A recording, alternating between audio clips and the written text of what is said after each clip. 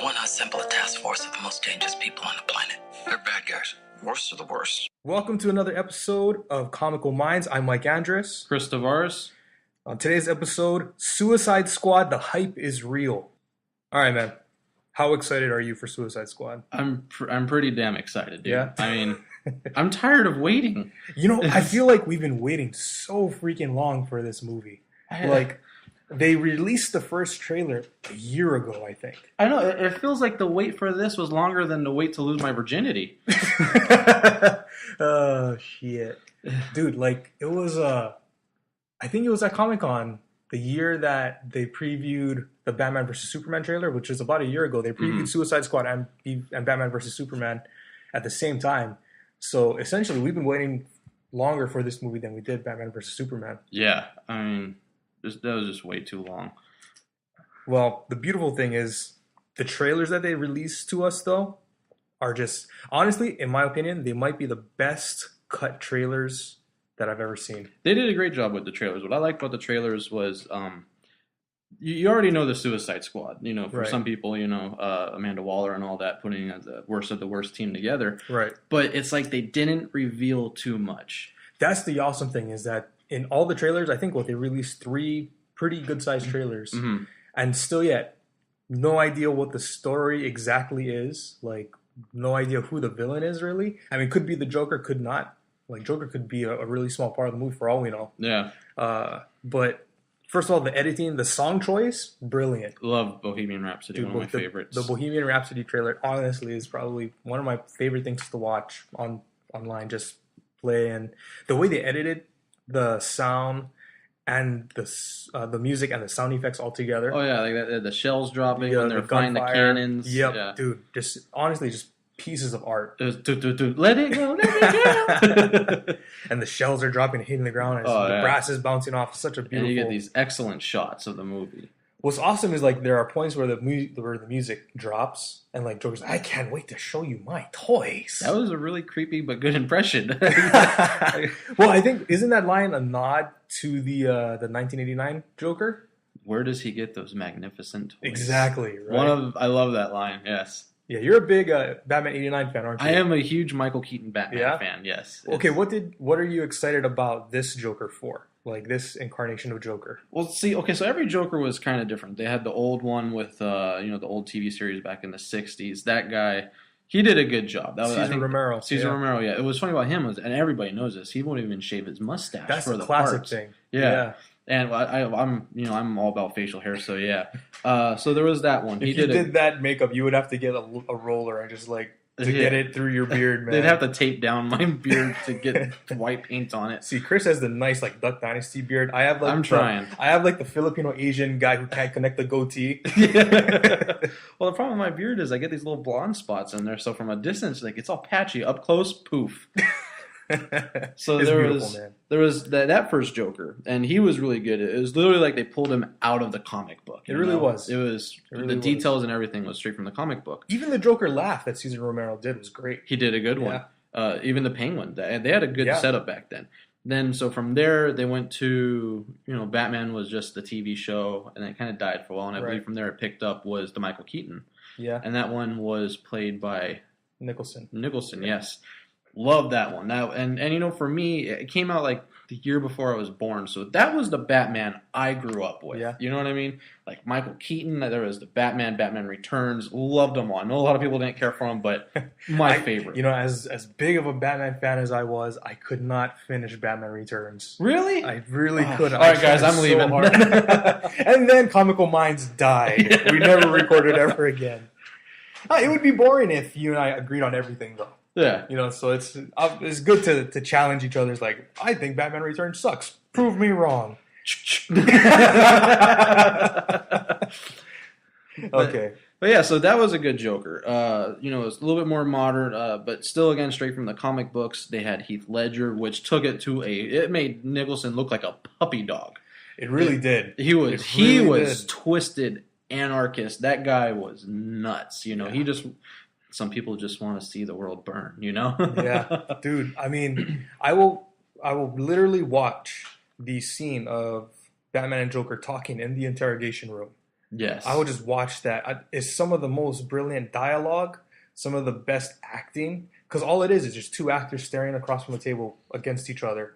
And as a comic book fan, it's Batman and Joker, the arch enemies that, the battle that'll never end. Yes. And so just watching them go back and forth, essentially this is the first time that they're talking. Mm-hmm. And he's like, "You're garbage who kills for money." And Joker's response is, "Don't talk like that, one of them, you're not." Yeah. Dude. Yeah, it was a good one. Yeah. And for me, I love behind the scene features. Oh, yeah. And you guys are probably tired of hearing me always saying that. No, trust me, I'm right there with you, dude. What I thought was pretty cool from what I heard, I don't know if it's totally true, but he told Christian Bale, Heath Ledger told Christian Bale not to hold back, like the punches and all that. So he was taking full blows to the face. Really? From what I hear, Man. so that part made it a little bit more realistic. Yeah. That guy was in a complete different mind space when he was doing that role. And, sad to say he did pass away. But. Yeah. The crazy thing about that scene for me in The Dark Knight, and I know we're blowing up Heath Ledger, but in all honesty, he deserves it. I think every incarnation of the Joker has been amazing.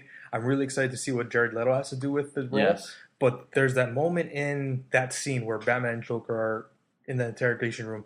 Batman flips him on the table, starts wailing on him, pushes him in the corner, starts beating on him. But there's a moment where he says, you literally have nothing to threaten me with. With all your muscles. Yeah. And at that point, you, as a fan and as a viewer of the movie, you're like, holy cow. Ugh. It is literally hopeless. You can wail on this guy all you want. That's not going to save... Batman won't break his one rule. Yeah, dude. But he was considering it. Dude, like I said, that piece of cinema is just brilliant. And come to find out, like you were talking your behind the scenes thing, I love behind the scenes footage and like seeing how they made the movie. Apparently, that was the very first scene that they shot of the entire Dark Knight movie. That was the very first one that they filmed. That. Yeah. And so, imagine starting at that high. And Christopher Nolan said that that's actually his favorite scene also, is because it was his first. And he saw, this is going to be something special. Yeah, so I'm excited. So this new Joker, for me, when I look at him, he looks more of like a gangster, not like those. I don't know how to explain. He seems more like a gangster. He has a plan. He's not a complete anarchist. I see Jack Nicholson's Joker as like the traditional gangster. Yes. He's very much like old mobster. He even had the suit. So I see the gangster there. For me, I guess best way, he reminds me of a drug lord, this new one, He really does. That's what I see him as, a gangster drug lord Joker. And what's funny is, I think David Ayer, the director of the Suicide Squad, he said that he got inspiration of the Joker's look from like Russian mobsters' kids' Instagram pages. There we go. And I think you were the one that told me that actually. Probably. Yes. If you've seen the posts online on Facebook and BuzzFeed and stuff, there are these posts of like Russian mobsters' kids who are living it up. Like they have like tigers for pets. Yeah. Like I have kitty. I have a small cat named Remington, and he's the light of our life right now. Imagine having a freaking tiger, dude. And so they have like guns that's like gold plated. Yeah. The Call of Duty guys are like, oh man, the gold Desert Eagle. They have like 5. Yeah. And it's just laying on the bed and they're like taking pictures just of as it. a paperweight. Yeah, exactly, dude. So I guess David Ayer took that inspiration of like rich, ridiculous, like over the top gangsters, and then he put that into the Joker's character for this movie. There was this post online that I saw that was comparing all of the Jokers, all the way from like Cesar Romero, Jack Nicholson, Heath Ledger, and Jared Leto. I feel like I'm forgetting somebody. I guess I'm forgetting Mark Hamill, but he's the animated series. For me, Joker will always be Mark Hamill.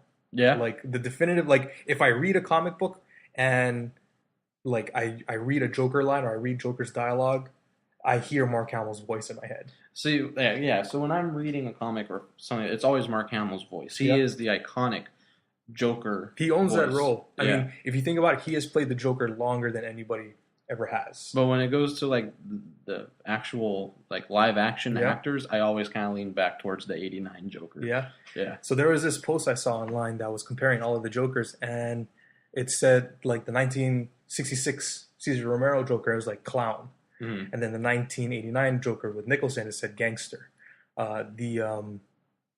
The Heath Ledger one said lunatic.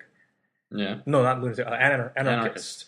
And then the 2016 Suicide Squad one said lunatic. Like you see that dude is just freaking crazy. Yeah, he's in there. Like I have a feeling, and it'll be interesting because we're recording this. Like we are literally going to see Suicide Squad in what 4 hours? 4 hours, yeah. 3 to 4 hours, dude. I can't wait. But it'll be interesting to compare this to after we see it and be like, oh, this is what I liked about it. This is what I didn't like about it. Hey, we were so off. It's like I've never been so wrong. But what I'm feeling like from the previews, I think the scene where Joker is turning Harley Quinzel into Harley Quinn. Yeah, I have a feeling that's going to be pretty unsettling. Like I think that might be. Well, there was the one where he drops her in the goo. Yeah. Okay. But then there's the other one where it looks like he's giving her like electric shock therapy in the head. I think that was going to be more unsettling. That's what I'm talking about. Okay, I think that's going to be kind of creepy. I honestly think, like, the point where he drops her in the Ace Chemicals vat of acid, I think that'll be like, this is the moment where it all changes. But leading up to that, where he's taking the doctor, the psychiatrist, Harley Quinzel, and turning her into Harley Quinn, I think it might be pretty creepy, dude. Yeah, that part's going to be gnarly. Oh, I'm not going to kill you. Yeah. I'm just going to hurt you really, really bad. Yeah, I'm excited for this, man. Okay, speaking of Harley Quinn, are you excited for Margot Robbie's Harley Quinn? Who isn't? Dude, what's funny is Harley Quinn has transcended the comic book medium, and I think she's become a pop culture icon. Oh, yeah. Well, what's funny is I see stuff online. People are like, oh, I liked her, before. And then there was other posts like, oh, you didn't know me until Suicide Squad when I changed my underwear or something like that. And I was like, for me, Harley, that was always, the animated series. Everybody knew her from back then. And, hey, Mr. J, and all that kind of stuff. That definitive voice is what really made the character. Yes. Did you know at first Harley Quinn was just a Joker's henchman or Joker's henchwoman? Like in the scripts of the animated series, she was just a thug. Huh. But then the voice actors came in and made that iconic Harley Quinn voice, and then they were like, oh, let's bring her back. They didn't bring her back for like every episode, but they kept bringing her back like, hey, this would be a good Harley Quinn episode, or this is something cool that Harley Quinn will do. And eventually she became so prevalent that she's one of the few characters to go from the TV series into the comics. And do you remember, have you ever read Mad Love?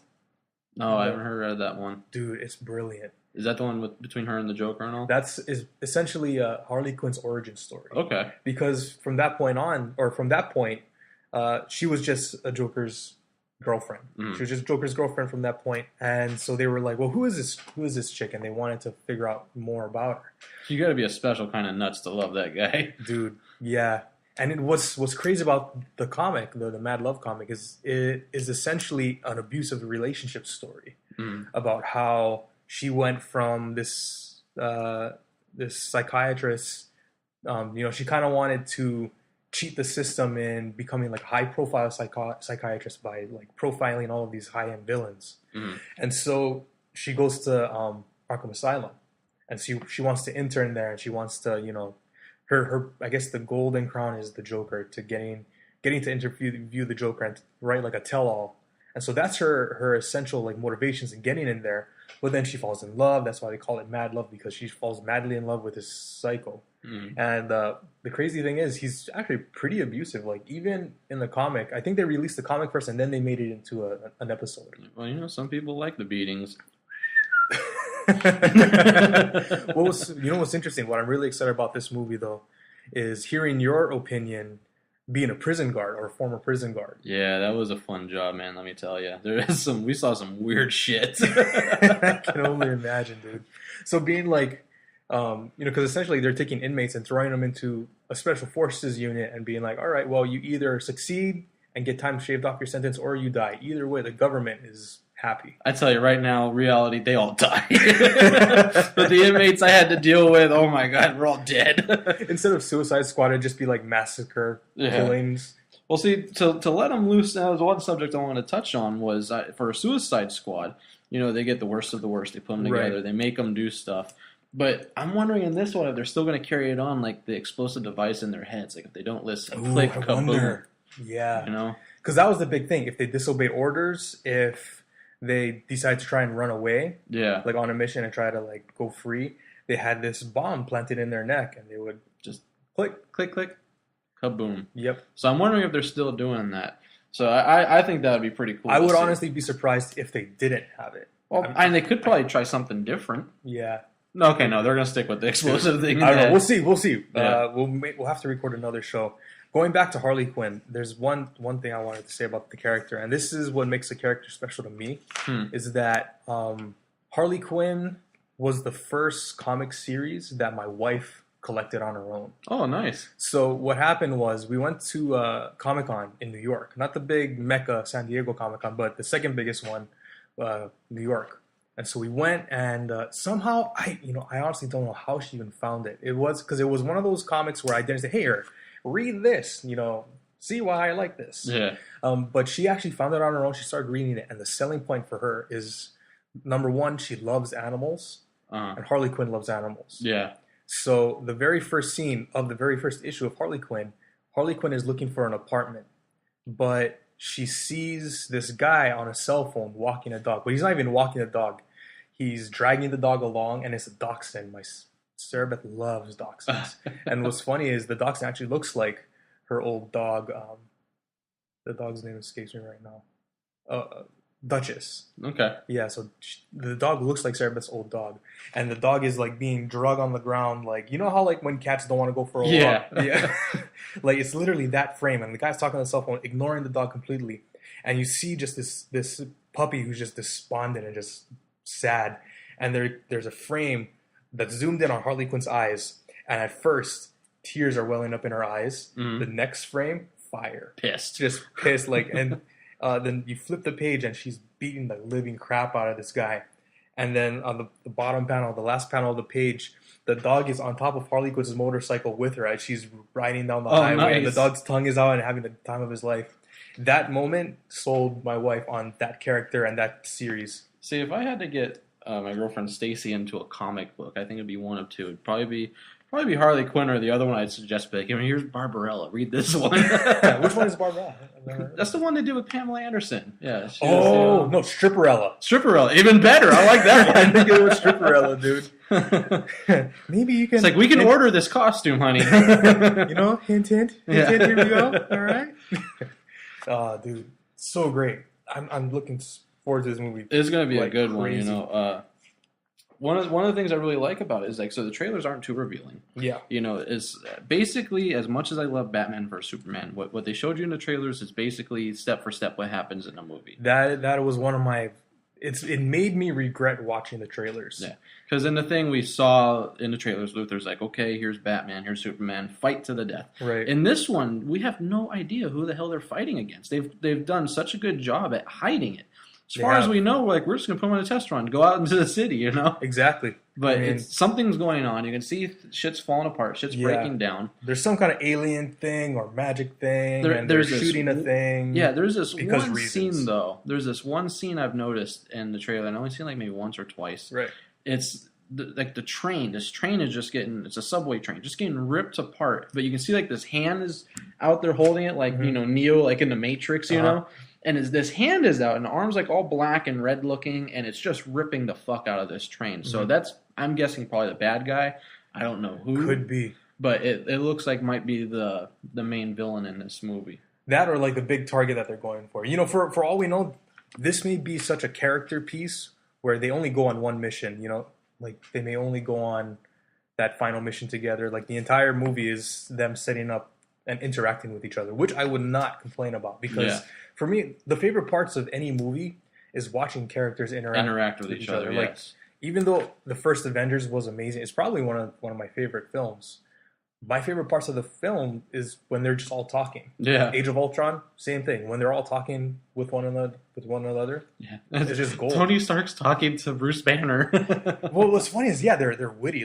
In Age of Ultron, when Tony Stark and Thor start arguing whose girlfriend is better. Oh, yes. Dude, just gold. Yeah, man. That was really good. So, okay.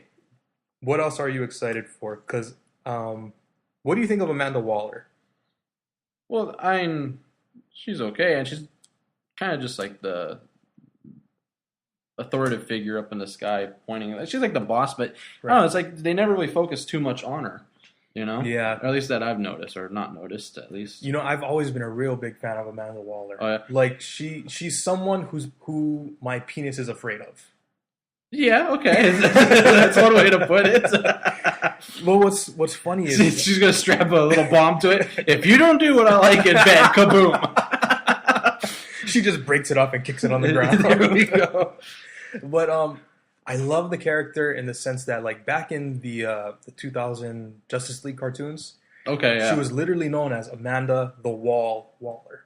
Okay. And even in the early comics, it's like that. For me, that's my favorite incarnation of Amanda Waller, is when she's this huge, like, massive lady. I mean, I don't want to say that as like a fat shaming thing. Obese. Well, the thing is, she's not obese. She just looks thick, like not like blob. Like I take 2 steps. I need to take a breath. Yeah. Or I need to sit down and take a break. She's more like, I'm in a seat of power. Like, you mess with me, you will die. Yeah. Kind of thing. And so I always love that attitude of her, because she's one of the few people who have gone toe to toe with Batman in a war of words. And Batman has actually stood down a couple of times. Oh shit. Yeah. So like every time I've seen her, it's always been like small roles. Like there was the one with Batman and Ace, and she was kind of talking to Terry, the Beyond Batman guy. I love that episode. Good episode. So she was talking to him, and then of course there was like the Suicide animated movie that came out. Assault on Arkham, right? Yeah, that was a good one. But it's that, always been like I think the background character. Biggest in that movie. Yeah, she's pretty damn big in that one. But most of the stuff I've seen her in, she's always kind of been like that background character in the beginning. You know, she's like Zordon. You know, the Rangers. Yeah, you know, we're gonna do this, and then you don't hear from them much anymore. Yeah, dude. Like for me, she's always been this big hulking of a lady. But then in a few like the Arrow TV show, when they made Amanda Waller, that skinny little black chick, who you know, don't get me wrong, she had a very commanding presence, but she wasn't the Wall. You know? Yeah. So for me, I've always loved that, like, I make the president do what I say kind of idea. Because she has a bomb implanted in his dick, too. Okay, so, and Viola Davis, the lady who's playing her, I haven't seen her in anything to my knowledge. But, she, like, just as an actress, like, I've seen her in interviews. Yeah. And she is very poised and very, like, knowledgeable and wise, it seems like. And so putting her in this role, she may not be Amanda the Wall Waller, but she has that attitude of like, I will make the government do my bidding. Yeah, she seems like a very smart businesswoman with like military, you know, to enforce it. One thing I'm kind of looking forward to too, because this is the first time we've really seen it in a live action movie, is Killer Croc. Dude, I'm anxious to see how they play him out in this show. You know, it's one of those things where I never thought I would see Killer Croc in a movie.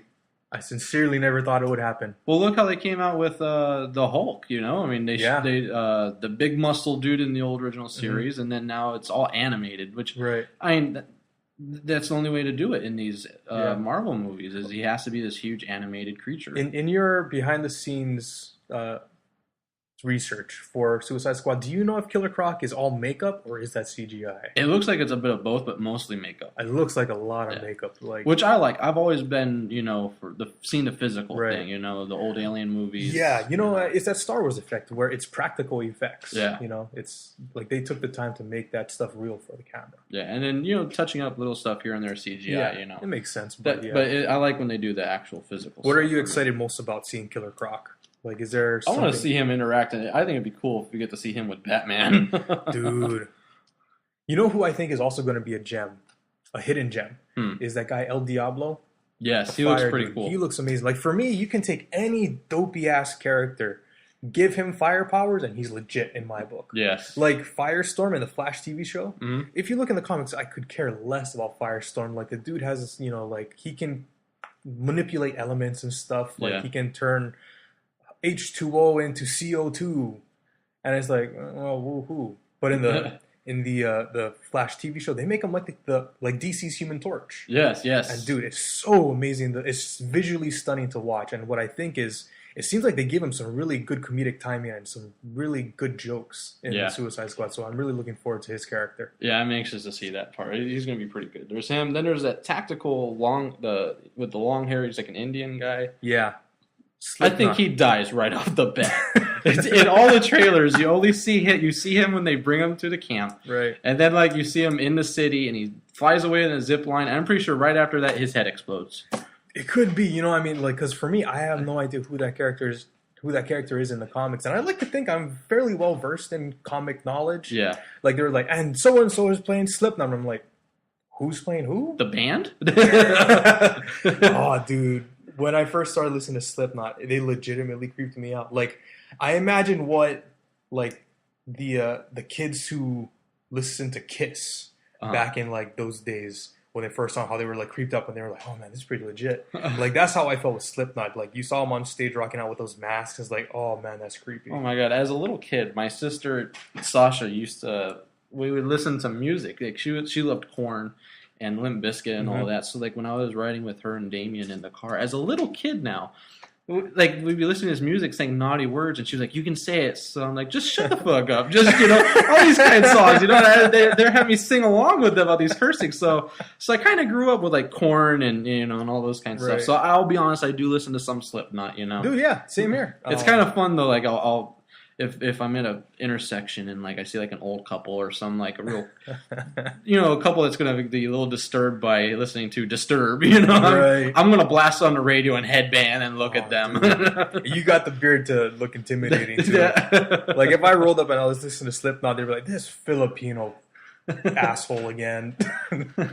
Oh, man. Okay, dude, another thing I'm really excited about, and I'm surprised we haven't even mentioned it yet, Will Smith as Deadshot. He's in this movie? I'm just Well, you know what's interesting? I was surprised that they even casted not that they casted Will Smith, but that Will Smith said yes. Yeah. Because I imagine that Will Smith is such a huge movie star at this point that, like, an ensemble movie would be like, why would I want to do an ensemble movie when I can literally carry a movie by myself?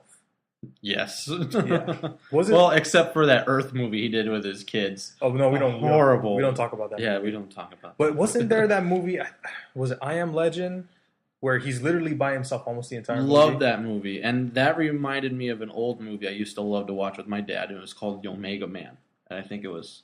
And it was like a nuclear fallout, and he was like the last guy left that like doesn't have like radiation poisoning, is not a cannibal, and it's just like this, but it's old. And I think it's the same guy that did Planet of the Apes, the guy that was Taylor, yeah.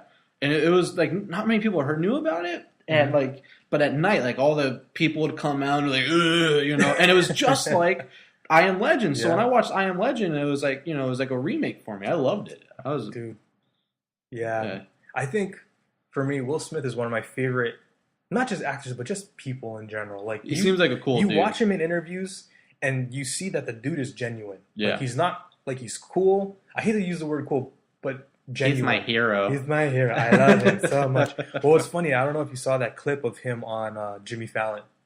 You know what's funny is I feel like I'm super old because like during breakfast every morning, I'll just scroll through my iPad on YouTube and watch like clips from Jimmy Fallon, Jimmy Kimmel, Stephen Colbert, and like all these late night talk shows. And I'm like, dude, I really like these talk shows now. Whereas as a kid, you'd just be bored out of your mind. Yeah, my search history is all like fails. Anything you can think of, fail at the end. Oh man, dude, fail videos are amazing. Yeah. But there was this one clip of Will Smith on Jimmy Fallon where he was talking about like.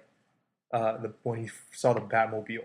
Yes, I saw that. I love that. All excited because that's us. Like that reaction would be us. Oh, you would have to hold me back, dude. Like, what was funny is he was like, "I've been in big movies. Like, I've been in like Independence Day. It's the first movie that comes to mind that is massive." Yeah, and he's like, "I've carried movies by myself, but." He saw the Batmobile and he just started fanboying. Oh yeah, you see the Batmobile. Like even if you're like a Marvel fan, you bow your head in respect. Like, that's the Batmobile. What was funny is even people who aren't comic fans, like my mom, like she knows what the Batmobile is, and she's like, "Hey, isn't that cool?" Well, the top cars. It's number one, the Batmobile. Right. There's the DeLorean from Back to the Future, and then the General. There's those cars that are just Knight Rider kit. Yeah, it's like even though you don't watch the show, everybody knows it. I would even throw Herbie the Love Bug. There we go. In there. I'll throw him in there. I used to watch that show. God damn you, Lindsay Lohan.